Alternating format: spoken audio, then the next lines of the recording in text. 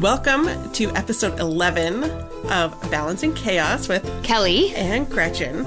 And today we are talking about health and wellness and fitness because Kelley, as you guys all know, is a wellness coach, a doctor of wellness, something like that. What are all your letters? I am a certified health and wellness coach, and I have a PhD in nursing, but my research is in wellness. But I've typically focused on older adults and wellness and preventing cognitive decline through behaviors. What exactly counts as an older adult? Now, I'm 42. You do not count, but the more that I've researched, the more I think that we should start focusing all our energy on kids. Mm-hmm. Because it's a lifetime trajectory. It's not just, once you turn 65, if you start going for a walk, you're going to prevent disease and Alzheimer's disease. I think that it's much more beneficial if we start it from age 1, so it's a lifestyle, not this big diet and change you have to go on to prevent all these things we fear as we get older. Right. So how did you end up becoming a certified wellness coach? What is your history from childhood on with wellness and... Well, when I was growing up, I definitely didn't eat healthy. I was overweight as a child, and I didn't grow up in a family that talked about nutritious foods or anything like that.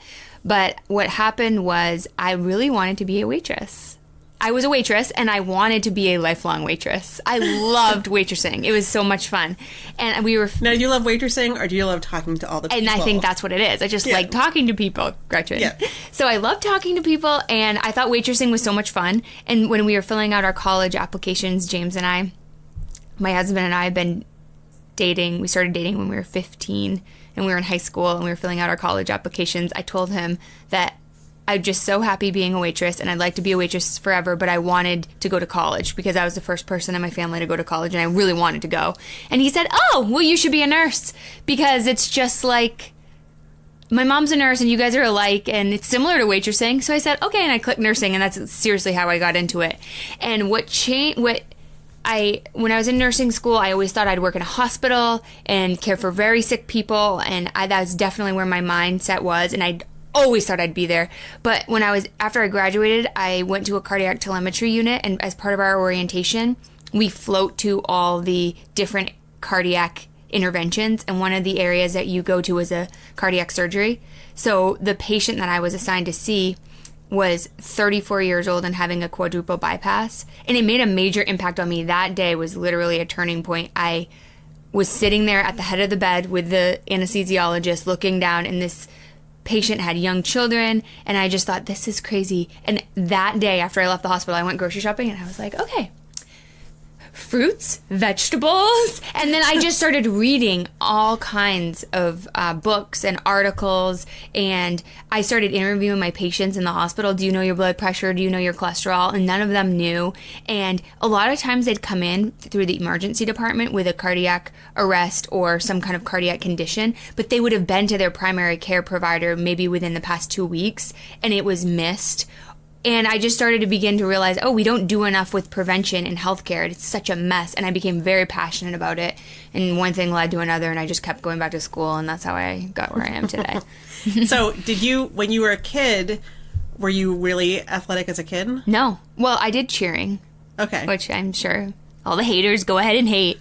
But I did cheering. Yeah, you did not. I did. I need to know. I need a picture. I gotta find one. Actually, my mom just sent me home with tons of pictures. I bet I have one now. I have to have a picture. When the cheering camps come to my university, and they used to walk by my first office, they would walk by, and they'd be like, you must hate that. And I was like, I came to this cheering camp one time. And they were like, no, you didn't, because I am the opposite of a cheerleader now, and I actually am sort of anti-cheering for my children. That is funny. Not my cup of tea. But I also think, when I was a cheerleader, this was the 80s, and so you wore a long sleeve sweater, and you wore a skirt down past your knee, and you just sang songs. It was a lot different. I mean, it wasn't so old I had a big megaphone, but I was a cheerleader. Wow. Yeah. I am mind blown. I know. I've been saving that one to really get you. I love that. Just made my day. I'll have to see if I can find a picture. I need a photo. I'll find one. But that was the only thing that I did, and I did that in June. I might have done it my freshman year too. And then I went to a small school, so I didn't have, like, the sports were volleyball, basketball, and softball. And I am not good with balls. Yeah. Me either. I used to have to go to, like, a special gym class because I would flinch every time anyone, like, threw a ball near me because I just hated catch. I hated basketball. So obviously I wasn't going to do that. So instead I was the manager for the team, which meant that, you know what the manager does? Gretchen. What? Funny story. I was the manager of the baseball team. Was James on it? Yes. And you got to ride in the bus together? Yes. Yes, exactly. So I managed, like, the boys' basketball team, and I managed the girls' volleyball team. I didn't do anything in the spring, but it was like, okay, so I get to go on the bus trips, and I get to be in the yearbook, and I get to do math. So this is the perfect way for me to access sports. And that was about it. So, and I did drama club, of course, obviously. Yeah, I could see that one. Yeah, that one doesn't shock you. No. Nope. So anyway, so that was my experience growing up. We went skiing as a family. I rode my bike a lot as a kid around my town because that was the only way to get around. And that kind of actually dropped off when I got my driver's license because then I was driving into town to hang out with friends instead. So that's where what my childhood experience was with fitness and wellness. And I remember thinking then, oh my God, I'm so fat. And now I look at pictures because my parents have been going through all of their bins of pictures.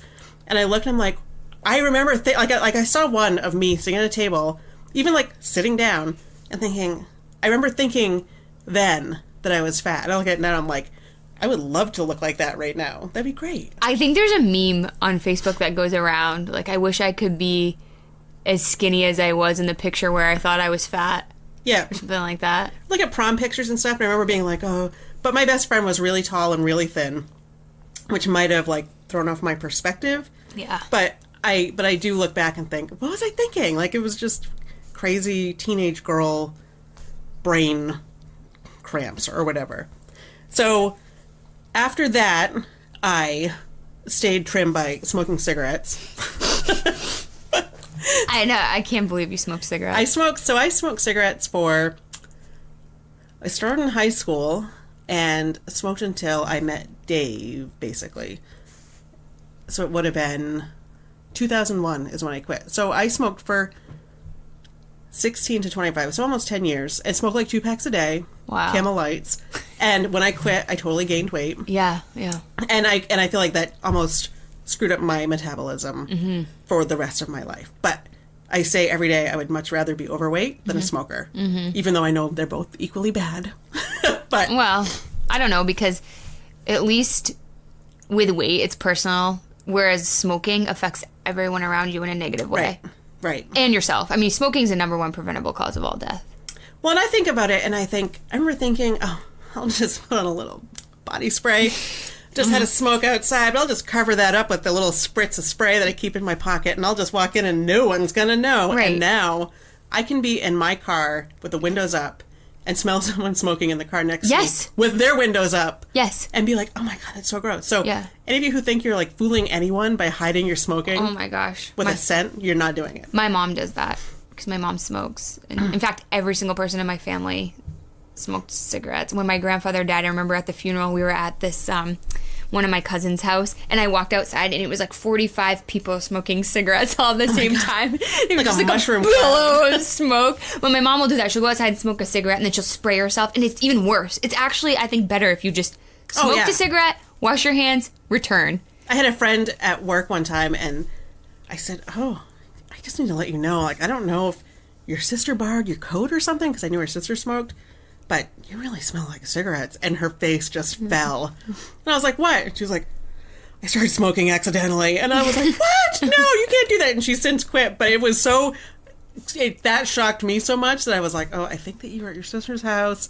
Got a little on you. You might want to wash your coat. And it was her. So how'd you quit? I quit. I used, I forget what the brand name is. Chantix? No. But it was Wellbutrin. Oh, yep. And Altoids. And I would take Altoids because when you're I never heard that one. Well, the thing is that when you're a smoker, anyone who's ever smoked can tell you this, that when you inhale, there's this thing where it hits the back of your throat and it, like, numbs it. It gives it this weird tingle. The only thing that I could replace that with was I would take 2 Altoids, put them in the back of my mouth between my molars, and chomp down on them, and then inhale, like that menthol hit would do that numbing of the throat thing. I went through so many Altoids, and then I would call my friends and do the dishes, or I learned to sew. I bought a sewing machine. That's when I bought my first sewing machine. I bought a $100 machine at Walmart, and I sat in my kitchen and just kept my hands busy by sewing and sewing and sewing and sewing and sewing and sewing. It was like a crazy person. But it also helped that Dave was like, you need to quit. Yeah. If you want to stay with me. Yeah. I'm not going to be with a smoke. He wouldn't ride in my car. Oh, wow. Until after I quit, and like it had taken months to air out. He wouldn't get in it. I gave him a ride once and he was like, no, not doing that again. I was like, oh my God. So. Well, if you think about it, I completely understand why smoking's such a difficult habit to quit, because smoking a cigarette basically forces you to take a break, which is good for you, go outside and get fresh air, which is fantastic for until you fill it with fresh air. But even the act of inhaling, that's, like a deep breathing, which is great, and typically it's social. Oh, yeah. So all of those behaviors that are associated with cigarettes are actually very good for emotional health. And smoking's an anxiolytic, so it's a natural anti-anxiety. So that, then we think, oh, just quit, it's easy. I totally see why it's incredibly difficult. It was super hard. It's been almost 17 years now. I still have dreams about it. Oh my gosh. And wake up and will be in a panic, like, wait, did I actually accidentally, like, and it's always the dream that I'm smoking and it's great, it feels awesome, and then I feel instantly guilty because my whole mantra was not one puff. Like, I couldn't. Yeah. There are people I know who are like, I'm a social smoker. No, that can't be me. Right. I can't even get near it. I have friends who smoke, and I'll go stand outside with them at the bars or whatever when we're out together, but I'm like, no, not one puff, and I'm glad I didn't. And I also, I still have dreams about it, and what was the other thing I was going to say? Oh, I'll still have days where I'll walk out and be like, oh, it's going to be a great day for a smoke break. Like, the weather's just perfect. I don't even go out for smoke breaks. I haven't in 17 years. But there's this perfect weather balance. And anyone who's a smoker and listening to this understands, or who's been a smoker, where it's a perfect smoke break day. Yeah. Where you're going to go out, weather's going to be right, it's not pouring rain, it's going to be really refreshing. And I'm always like, what? I don't take smoke breaks. Why is that even crossing? But that's 17 years later, those thoughts still cross through my brain. Now, for people who are listening who maybe do smoke, a lot of reasons that I would hear why people maybe are nervous to quit smoking or even try is because they don't want to gain weight. Do you think that do you think it's possible, considering you've been a smoker, to successfully quit smoking without gaining weight? Oh, I'm sure people have done it. But my experience was that I gained weight and then I lost weight. And then I got married and sort of gained weight, and then I lost weight, and then I had kids and gained. I was just telling, last night I was talking, the best I have felt since post-smoking is about 5 months postpartum, because I breastfed my girls, so I'd be exclusively breastfeeding, which always worked to pull the weight right off me. Yeah. And so I always felt like I was the best at after 5 months. Then they start like eating some other things here and there. Yeah. So they're not nursing as much. So like 5 months postpartum. If I could be 5 months postpartum forever, perfect. Yeah, I mean, if you could just have someone suck 500 calories off you every day without having to go to the gym, it's amazing. I don't know why everyone doesn't breastfeed just for that simple benefit right there. But also in this conversation in our book club, some people have the opposite experience, that they hold on to weight when they're breastfeeding. Yeah. And I think it has to do with how you're built going into it. So for me, I had extra to give. And other people who maybe don't have extra to give, your body's like, we got to hold on to some of this because you're dealing with feeding 2 people now. So I think that might impact people too. Yeah. With my first child, I lost the weight and he sucked it right off me. But the second one, I had that effect where I couldn't, it was 10 pounds. I just couldn't get rid of it. And I only started to go back down after about a year. After he really was like almost exclusively eating food. It was really weird because I was even heavier going into the second pregnancy. Interesting. But. So I did not grow up with a lot of physical activity aside from some general stuff. So, and also with being in special gym because people throw balls at your face and you flinch, and so they would put me in like a hockey mask and try to like dodgeball me into submission. I don't know. Well, it's funny because we've been talking a lot about the schools and increasing recess and physical activity and gym and all these other, wellness initiatives, which sound really great in my head, and I know they're great. But if I put myself back to when I was a kid in school, I hated PE. I hated physical education. Yeah. And I didn't do sports. I mean, I played softball for a while, and I did cross country 1 year. But I do think that within the school, there's still a missing element of motivation of why the heck we're doing this. Mm-hmm. And also competitive sports. I think there could be more schools could do to have some non-competitive group. Oh, 100%. Like walking club or training for a 5K. Right. Or I'm sure there's what's that, ping pong club and things like that. Just a better variety where it's not like, if you're not on the basketball team, you're not an athlete, Right. And the other thing, too, so with my middle schooler, she is very into non-competitive sports. Right. So she loves to swim, and she's a beautiful swimmer. And the swim teachers, still does swim lessons. Even though she knows how, she likes to go and learn more. And they always say, oh, do you want to join swim team? And she's like, no, I don't want to. I just like swimming. Yeah. I don't need to. I like learning how to dive and learning how to swim and learning how to do the butterfly. And she doesn't want to be on a team. But it's also a lifetime sport. Right. That's the kind of sport that she could jump in a pool at any point in her life now and swim 10 laps, and she can always do it. Same thing with golf. Same thing with skiing. She rides her bike all over the neighborhood when it's in season. Mm-hmm. And she wants to try track and field, actually, this summer. She wants to try that. But and the other thing that she just did was through RY, she did they called it Future Fitness Trainers, and it taught kids in her age, middle school kids, how to use the fitness machines, the weights, and all of that so that they don't need to be supervised and they can come down and work out. And she loved that. And I look at that and think, I wonder if I had those opportunities. Mm-hmm. We didn't even have a swimming pool in Washington County when I was a kid. Right. So you swam in July and August, and then if you went to a hotel, maybe you got to stay at a hotel with a pool. I did maybe once or twice a year, and that's when you swam. There was no regular swimming available up there because it just wasn't an option. So it was, if you didn't play basketball, then there was not a sport for you, and you did drama club, which was great. I love drama club. Mm-hmm. It was fun. But then I became an adult, and it wasn't even really until I had kids that I was like, I want to be able to keep up with them. I want to be able to chase them down. I want to live long. I want to do all these things. So I took up running when I was... When did I start? It was after Willa. I think she was like a year old. So maybe it was 6 years ago. And I got really into running, and I loved it. And I would like run, and then I'd walk. But the biggest hurdle to running for me was being an overweight runner and being outside and thinking, what are people going to say when they see me? And are they going to point at me? Are they going to laugh at me? And they're going to think that I'm stupid for being out here running as an overweight person. Mm-hmm. And that was the hardest. The running was not the hardest part of that. Mm-hmm. It was the stepping outside and going for it. So when I started running in the mornings before the sun came up. And I would run in the dark because I was like, no one can see me, so this is perfect. Mm-hmm. And I wore lights and I wore reflective gear and stuff, but it felt a lot safer to be emotionally to be out running.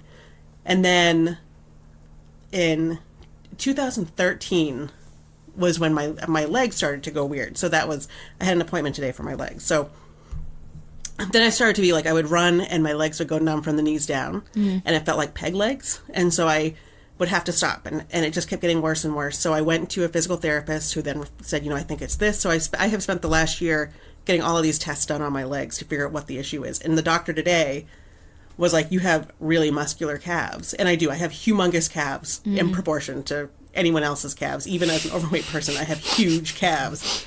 And they have impacted my skiing. They've impacted the running. I haven't run in 2 years at this point. And so he is recommending a surgery to try to fix it. But he also wants me to get a vascular. He's sending me back to vascular again, which I've been trying to get into, to look, because there's also this thing about this artery, the popliteal artery could be entrapped, and all of this. But it's like, you know, and I've told him, I said, look, I feel like I know I'm an overweight person, but I just want to be able to ski with my kids and ride my bikes with my kids. Like that's I'm not looking to compete. I'm not going to race. I just want to be able to hang out with my kids. Sometimes I think I'm 42, I should just be over it. And the other time I'm like, I'm only 42. Right. I mean, like that's my mom young. is out there at almost 70 and she still is out there skiing and all over the place. So I feel like I should do it. So that was what my morning was. But part of it is, so this is the term that I came up with, which is going to be the title of the episode. It's the only time I've ever had the title before the podcast. So I call it Gympostor Syndrome. Yeah. So you're familiar with Imposter Syndrome? Yeah. Where you feel like you don't belong? Gympostor Syndrome is for those of us who go to a gym and don't feel like we belong. Yeah. So what do you have to say for those people that are like me, that are looking at the doors of the Y or the streets of the neighborhood and thinking, no, I can't do it. I don't belong here. It's so interesting you say that, because I'm not an athletic person either, so I'll even feel like that sometimes going to Grit, say in the morning, because there's this whole group of people who actually go at 5 and do a whole hour before Grit, and it's just me and our other friend who come in at 6. We're the only 2 people in the class who didn't do the hour class before. So I always feel like I'm the loose gym person. But anyhow, I feel bad. It makes me sad to think that people feel like they don't belong at the gym, or Gympostor Syndrome, because I never think, what the heck are you doing here? In fact, usually I'm excited, but I don't want to show too much excitement because I don't want to make people feel bad. But then I also want to, if I ever see someone new at the gym who is clearly like trying to get back on the right path, I seriously want to be like, yeah, you go, but I know I can't do that. So I always just say like, hi, try to say hi. But I have never thought, wow, what the heck are you doing here? If anything, it's the opposite. Like, oh my gosh, I'm so proud of you for being here. And even when I see people on the side of the street who are out walking, which you don't see that much. You really don't see that frequently, an overweight person running on the side of the street. Right. I mean, how frequently do you see that? Almost Go out before never. dark and put on your night vision goggles. You might see them everywhere like a herd of deer. But I don't. I would say to those people that you're thinking it more than anyone else is thinking it. Most people are just focused on themselves. There's a great comic, and I want to say that the Oatmeal did it, which I'll try to link to it, that basically says that it has all these people at the gym and what everyone's thinking. And how everyone's like thinking, everyone's looking at me, or some people are like, look at me, or they're just looking at themselves. Which was another thing. I did a lifting class, and now I finally have gotten back in. I'm getting my post-election 2016 depression. You're coming out of it. Trying to come out of it and trying to do things and I was like, okay, I need to be prepared to run for the border if anything happens. I need to save my family. So I have the best gym friend in the world, and she is like the perfect match. Like we text each other, we go together, so there's someone waiting for us and we can help each other out. But when we first started lifting, the whole you have to look in a mirror to check your form, and I couldn't do it. I was like you get so used to avoiding looking in a mirror, especially when you're in fucking spandex. Yeah. Then I'd be looking up, and I'd be looking down. She's like, and the coach who was helping me was like, you just gotta look. And I was like, this is really hard. Yeah. And I said, and the person doing the class was very fit, and I was like, you need to understand, people like me don't choose to look in mirrors when they're doing stuff like this, because it's just it can be really depressing and all of that. But when you're lifting, you kind of have to look in a mirror. So I've gotten better. I can now look in the mirror and be like, all right, whatever. I'm here, and I'm here. I go at 5 a.m. And what time do you have to wake up for that? I get up at 4:45. Wow. But I leave out all my clothes the night before in the bathroom. Yeah. I get up at 4:45. I pretty much go into the bathroom. I pee. I put on my clothes. I come downstairs, and I just walk out the door. Yeah. I don't. I don't eat breakfast. I don't do anything till I get home. And then I meet up with my friend down there at about the same time. And then we just go down to the weight room and we work really well together because we help each other load and deload plates and do all that kind of stuff and can spot each other for bench press. And lifting has not bothered my legs because I don't like, even when I squat, I'm not there. It's not a static, prolonged squat. Like I'm coming right back up as soon as I go down. Mm-hmm. So that one's been good. And so I'm glad to be back at the gym. But even then, we went back and she'd been going to another gym at least. And I said, "Do you still have a Y membership?" And she said, "Yeah." I said, "Okay, well, let's do it." I'm like, I have to go. So she agreed to meet me at our usual time and it was awesome. But then we go in and it's like, all the other regulars are there, and we were regulars for a long time, and then just sort of drifted off. She had a strange work schedule for a while, and then without that anchor of she's going to be there waiting for me, it's a lot. And when I did go by myself, it took me twice as long because I had to load both sides of the bar myself, and I had to, I avoided doing the bench press because I didn't want to ask a regular to spot me because I am just taking up space here as the fat person in the Gympostor in the gym. Yeah. So, and my friend who goes has had that same experience. She did a spin class, and when she left the spin class, and this is what kind of triggered this idea. She said she heard someone saying, "Oh, well, my friend and I usually come to this, but there were bikes taken," and she felt like this guilt that she had taken that person's seat. Yeah. And that really she should have let the people who always go, who are much more fit, be in there. And I was like, and I'm the one who would have the same thought, exactly.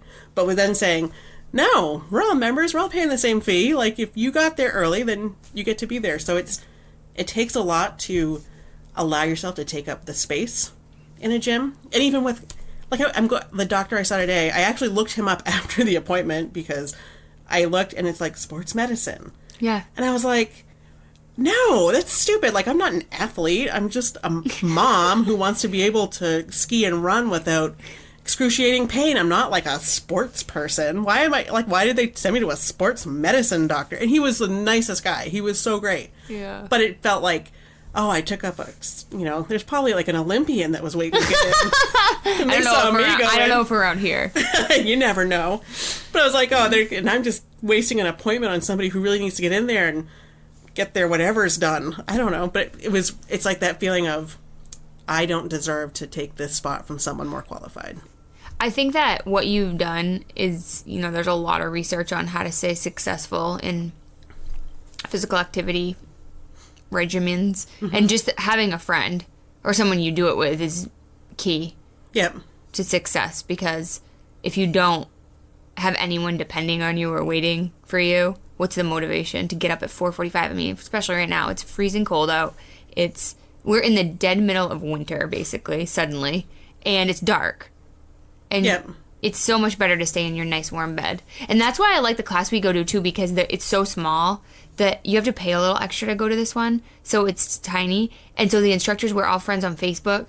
Mm-hmm. So it's like a fear factor. If you don't go, they're going to they don't shame you, but they could. They know. Right. They know you weren't there. Right.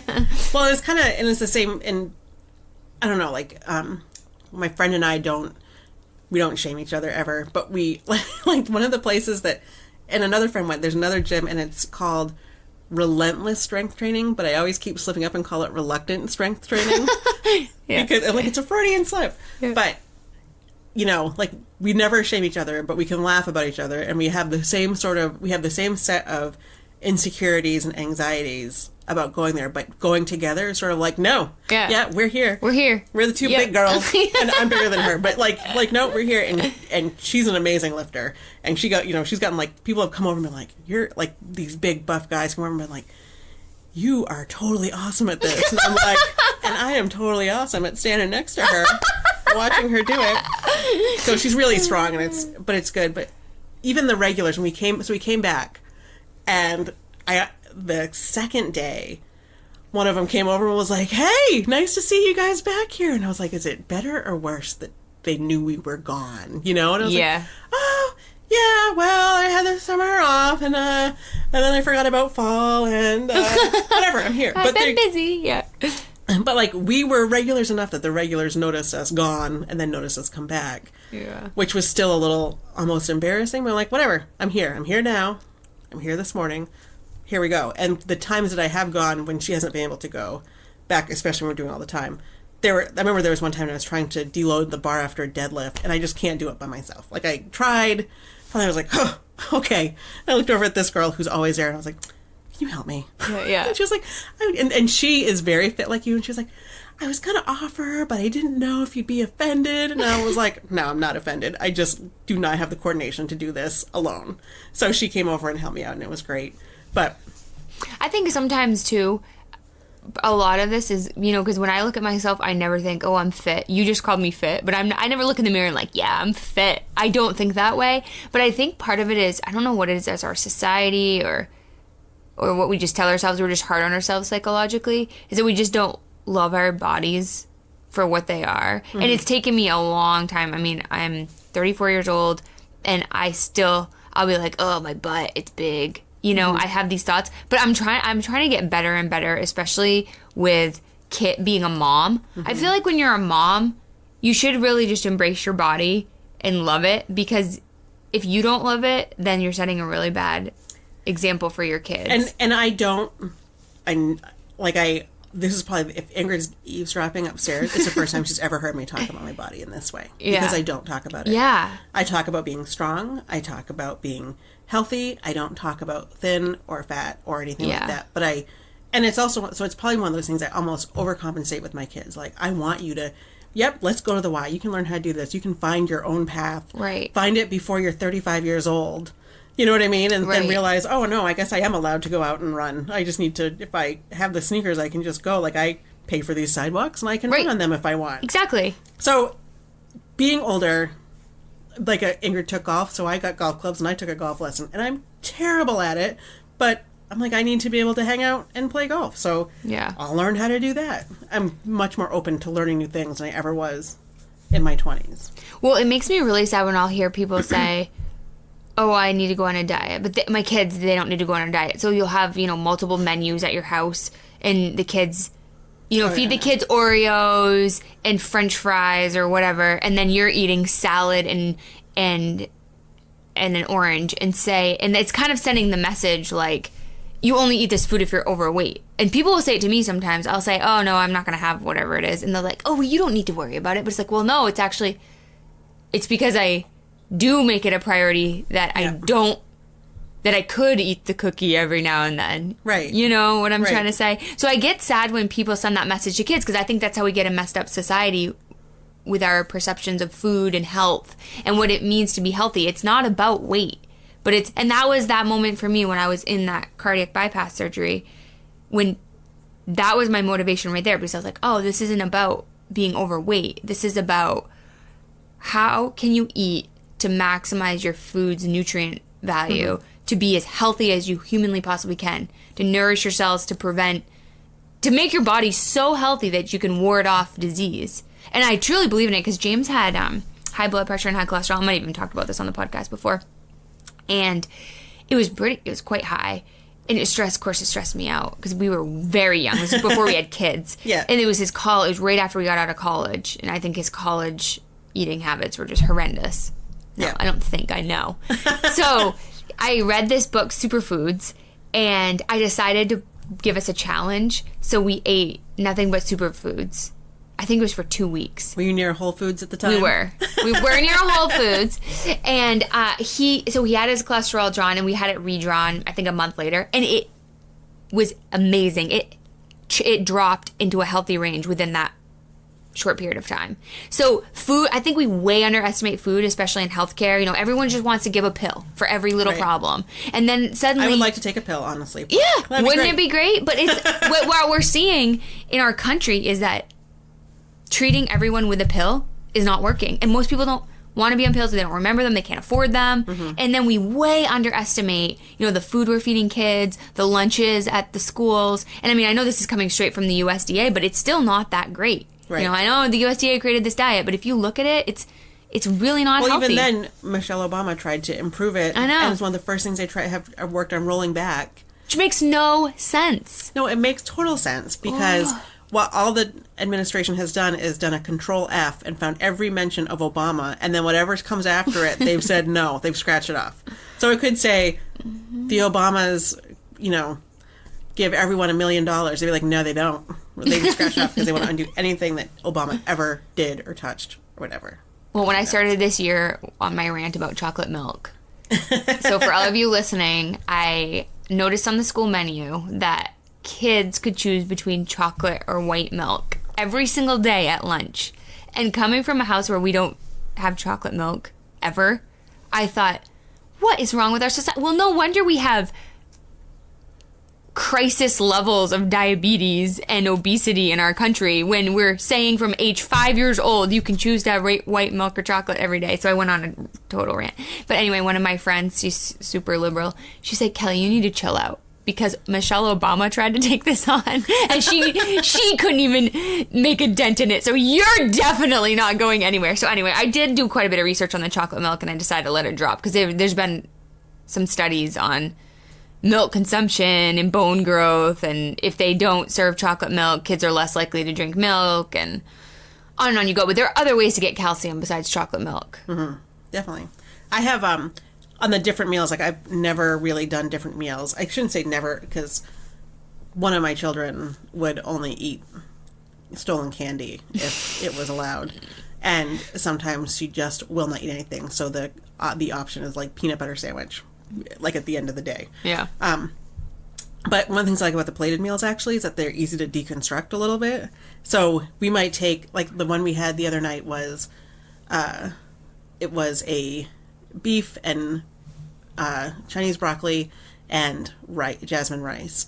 And it was, the picture shows it all mixed together, but we just kind of like separated it all out, and they could eat like parts of it. Right. Versus all together, whereas Dave and I would eat it all together and be fine with it. So that's one of the things that I do, but I've never tried to draw attention to my own diet. Mm-hmm. And when I say my own diet, like I mean what I eat, not like any sort of fat or anything like that. I did do the Whole30 this summer, and it was great. It was very informative and really interesting. I lost like 15 pounds on it and probably gained it back once I allowed myself to have wine again. But it was that was probably the most I ever ate really separate. But even then I would try to make a meal that had all these different components, and I would just like ignore the one that had gluten or whatever. Right. So that was definitely very interesting. I've tried the Whole30 before too. I don't think I lost any weight on it, and I didn't feel any better. Some people say it's life-changing. For me, it wasn't that far off from how I already eat, so maybe that's why it wasn't that. It really impacted my digestive system. Oh, that's good. No. It was in a bad way. It was a bad way. Yes. I found it to be really like... Yeah. It did not... Too much. Yeah. But the biggest thing that I noticed was just that there was like a lot of weight loss. And I'm trying to think, one of the things that I sort of have drifted away from, I used to eat more yogurt, and I kind of stopped eating as much yogurt. I still love cheese, and that's one of the things I miss most were cheese and, cheese and booze and candy. Yeah. Which are the things and bread. There's no bread on that. Yeah. So, but cheese is one that I definitely missed, but it was sort of more like, so now like I usually have cheese for a snack after school, but I'll have like a piece of hard cheese and no crackers or something. Like just, I get that little bit of protein. I don't drink milk because I don't like milk. I don't either. So I'm like, whatever. This is like filling. It's protein. It's calcium. And this is going to get me through till dinner. So that's one of the things I have sort of kept with. I try to avoid dairy. It doesn't agree with me well, although it's very difficult to avoid cheese because it's in every menu. Yeah. But I do try to avoid it. Like I'll try to have cheeseless pizza or and just generally keep it out. And we don't eat a ton of bread either. It was intentional at first, but now I don't like bread as much as I used to either. And we always have the same foods, or at least try. Our kids are becoming increasingly more picky, but I still try to feed everyone the same way. There's a curve with picky food. Yeah. That they, like, when Ingrid was a baby, my friends were always amazed. When she was like a toddler, we go to the Thai restaurant, and she would soak it all up, and then she kind of like tanked and was like, no. And then it came back. Now she's actually been begging me to take her to the Thai restaurant. So, and once she started cooking herself and being involved in it, then she was more likely to try something that she had made herself too. Yeah, there's a lot of research in that. That's why all these school-based gardens are coming up, because they're finding that if kids are involved and the growing of the food and the creation of the menus, that they're much more likely to try it. Yeah. You know, where their food comes from. We did a garden this summer, which was fun. We're going to do and we're going to add another box this year because we had fun doing a garden except for the squirrels who would steal stuff. I hate the squirrels. Oh, that's too bad. So we're going to work on it. Maybe actually this summer I was planting my garden and I was asking my friends, including Kelley, do you think it'd be weird if I went to the hair salon down the street and asked for a bag of hair to put on the garden? Yes. And everybody thought it was totally creepy. Disgusting. But it was supposed to be a good deterrent. Did you do it? No. Oh, okay. We did, but we did our own hair. Okay, well that's fine. We did like Dave's trimmings, like Dave shaves his head every week, and from the girls' hairbrushes and stuff, we'd sprinkle that around a little bit. Oh my gosh. But it wasn't strangers' hair. No, okay. As long as you're not using strangers' hair, I'm okay with it. That was your benchmark? Yeah, that was just disgusting me. On every level. That was too far for me. Bridge too far using strangers' hair. But my dad told me that the other day that one of his friends lost, I don't think he said 20 pounds. He said, yeah, he's doing this liquid diet thing. And I said, oh, what is it? He goes, he doesn't drink any calories. And I go, oh, yeah, that's actually fantastic. And that's what we do at our house. We just have water, coffee, and of course, we have wine and whatever on the side. But for my kids, they only drink water. I pack water for their lunch and we have water at dinner. They don't drink milk. I mean, I have almond milk, but we put it in recipes, and they have cheese and broccoli and other calcium fortified foods. I mean, actually, almond milk has more calcium in it than milk. I get a lot. People will give me crap like, you don't feed your kids milk, da da da da da. But if you look at the back of almond milk, it's actually much better. No saturated fat. It's much better than regular milk. I use almond milk on cereal.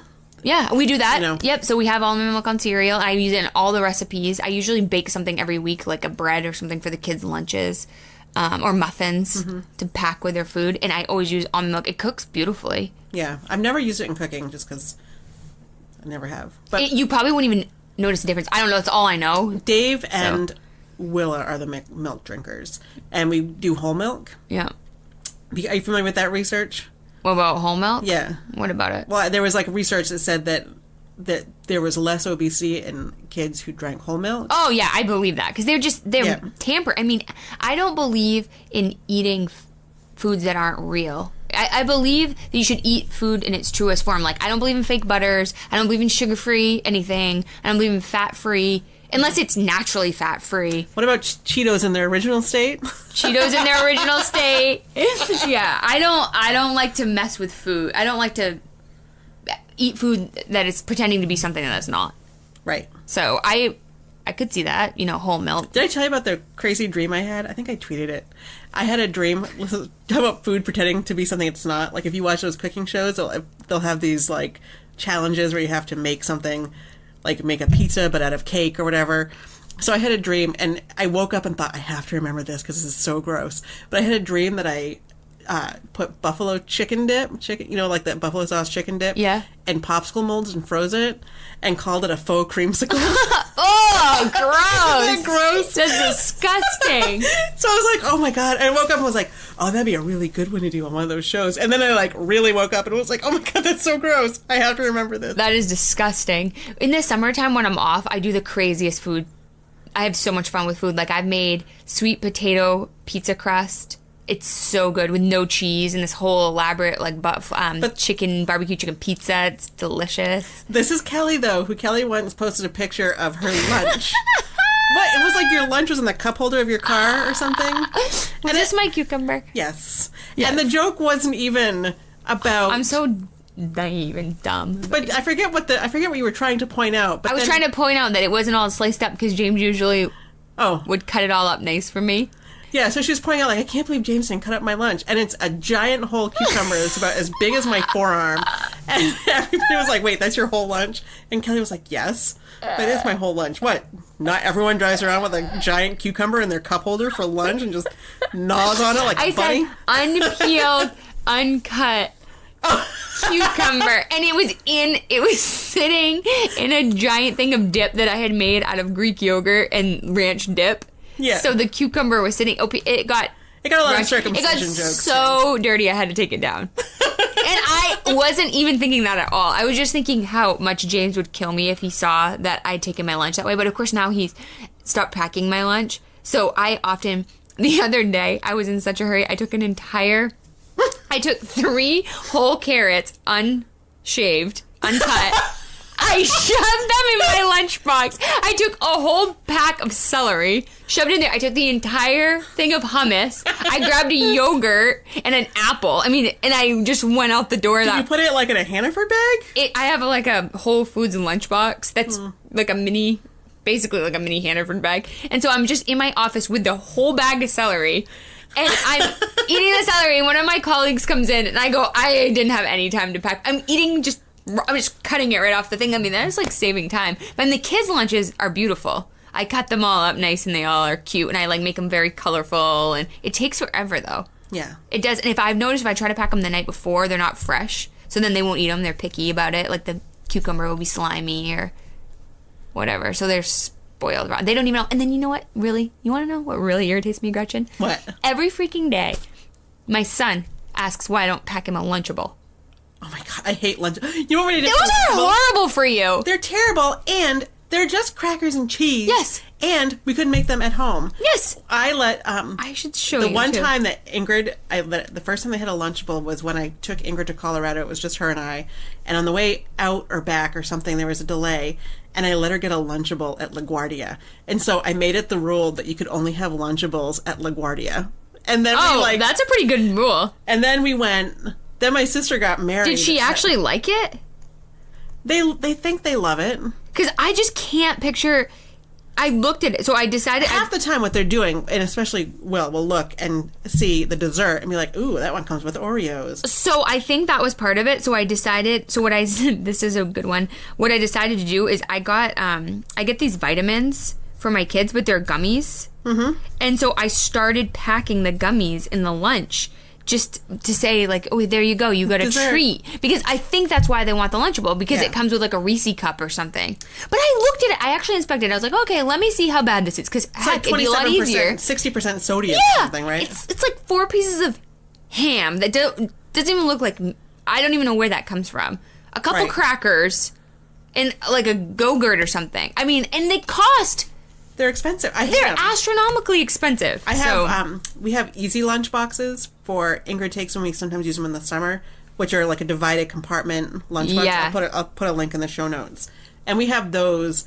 I'm like, you can make your own Lunchable. Just put in crackers, put in cheese, but there's like nothing more satisfying than peeling back the top and getting that preservative filled. And then seeing what kind of snack you're going to get. Okay, so... This isn't a very good one, but this is the lunch I pack. Like, oh, you have the same lunchbox. Yeah, and I put these. So what I'm showing Gretchen is like what she said, a divided off container, and I have these little silicone cupcake. Yep. That are colorful, and I'll put those in there. And so it's all usually I have 4, and they're all different colors. And then I'll match up. See, like I put the raspberries, red raspberries, in a green tin, so it's super colorful. I mean, do you know this is so much effort? And then my kid asks for a Lunchable. Yeah, I would like something. Seriously, like 17 shades of gray and beige, and a translucent plastic cup. You have got to be joking me right now. You don't even know how good you've got it, kid. Yeah. So anyway, I have let them have them beyond LaGuardia in the years since, but it's always literally like the kind of thing where we're like, whenever I had them going to Grand Lake and like, fine, we have to stop at Walmart to pick something up, and you can get one and eat it in the car, and it's like a very special, like twice a year type treat. And I'm still like, this is so gross. I don't like deli meat that doesn't look like it was ever meat. Well, that's just it. I mean, and you'd think, the other thing too is you'd think that they would, I don't know, like, you'd think that they could... You should text me those pictures, I'll put them up. Yeah, you should, I would just think that we could have a healthier Lunchable, because the thing is, parents do want, sometimes I'm in a really big rush. I wish the school lunches were a little bit better quality. I just pay for them every day. Yeah. I would, but I sometimes worry, like, where is that stuff actually coming from? Well, and there's also that balance because Willa does get lunch pretty much every day at school, but there's that balance of what are you know, there's only so many things that you can balance. I know, it's so true. See, for me, food is a priority, so I'm like, okay, whatever, this is going to be my thing, but I'm totally with you, and I understand parents. And for me, one of my priorities is dinner at the table. Yeah. So I would rather have mac and cheese with all 4 of us sitting at the table than to have really elegant, organic, beautiful meals that were served with the kids, you know, at the table, and then 2 hours later with us at the table, and then I've spent the whole evening in the kitchen making this huge meal and not sitting at the table. Yeah. So I lean on the side of get something on the table. That's why I like the plated thing. Yeah. It allows me to put food on the table that is more than, and we don't eat mac and cheese a lot, actually, because my kids have a lot of foods that they think they like, and they don't. They'll beg for it, they eat a bite, and then we throw it all out. And mac and cheese is one of those. Yeah. But just more of a, convenience food at the table versus really in-depth prepared foods. Yeah. Separate. Right. So that's how I try to balance that little piece of chaos. Mm-hmm. But also, and my husband has always just been very like when we first met, he had to work to keep weight on, and then I quit smoking. Men are like that. Seriously, you know, so he has a very naturally active metabolism and all of that. So that can be a challenge too when it's like he for a while was drinking whole milk to keep weight on. I'm like, and I'm over here like, oh great, I don't like milk, but I'll have some ice cream, I'll have this, I'll have that, and he can eat anything, and he does exercise, he works out and all that, but even before he started working out, there were times when he had to maintain his weight, keeping it on, which is not anything I've ever had to experience in my life. Well, you know what, Gretchen, the great news is that we, as a population, we live longer. Yes. So we may have to struggle with the weight along the way, but we do live longer. So any final tips? I'd just say my final tips are creating environments that are healthy, that are focused more on the nutrient value of food rather than the weight associated with eating. And the other thing, too, is just not buying foods that are unhealthy because it sets everyone up for failure. You know, if you buy... James and I would talk about it all the time. If I buy a bag of chips, let me tell you what, that bag of chips, we are taking it down that day. It never makes it one day because it's just right there in our face. So why have that kind of temptation if you buy it, even if you're... And some people say, look, I'm buying it for my kids or whatever. Well, kids don't really need it either. I mean, on occasion, but I'd say the easiest way to eat healthy and live a healthy lifestyle is to just have the foods in the house that are healthy and not give yourself the temptation and then feel horrible about yourself. Oh, I ate the whole row of like every time we go to my dad's, we'll just house like an entire sleeve of Oreos. I'm like, oh, those are so good. But I wouldn't can't even close your mouth because your teeth are so crammed up. It's so good. I'll walk right into the house. I'm like, Oreo. But see, if I had those in my house, I'd be doing the same thing. I just don't buy them. That way you're not even tempted. It's like if every time I hung out with you, I just gave you I looked at you with a pack of Camel Lights right standing in your face, or I smoked them right in your face. It's the same idea. Yeah. You know, I really think keeping your food and your health, menu planning helps a lot, or using services like a Plated or something like that. And really not focusing on weight, more focus on nutrition and try not to drink calories like juice. Yeah. Or we're not juice drinkers. I don't know what other things people drink besides beer, but even beer, I mean, gosh, it is so calorically dense. I drink seltzer through the day, which is a 0 cal. Like and it's not even. I love seltzer water, and it's not like I had talked about with Sarah. Actually, it's seltzer. It's not sweetened seltzer. It's just water and carbonation. It's not. Some seltzers have Splenda and all that stuff in it. This is just straight seltzer, unsweetened iced tea, and coffee. I do put milk in my coffee in the morning, but mostly just to cool it off so I can drink it faster. Yeah. And tea. And that's pretty much what I drink. My final thought would be to make sure that if you are somebody who is suffering from Gympostor Syndrome, we're about to hit New Year's resolution time and all of that. And New Year's resolution is almost the best time to go in because the gym fills up with people that have never been there before. So you would you'd blend in with all of the new people. And then as the resolutioners drop off, if you can stay and be one of the regulars, it's good to be a regular. It can be nice to have that. But if you can find a friend to go with you and find a friend that is similar to you, and, you know, I could not have found a better gym friend than my friend Diana, who I know she listens. Yeah. So she'll be like, oh, but I really couldn't because it helps to have that same mentality going into it. And it helps me a ton anyway. Hope it helps her.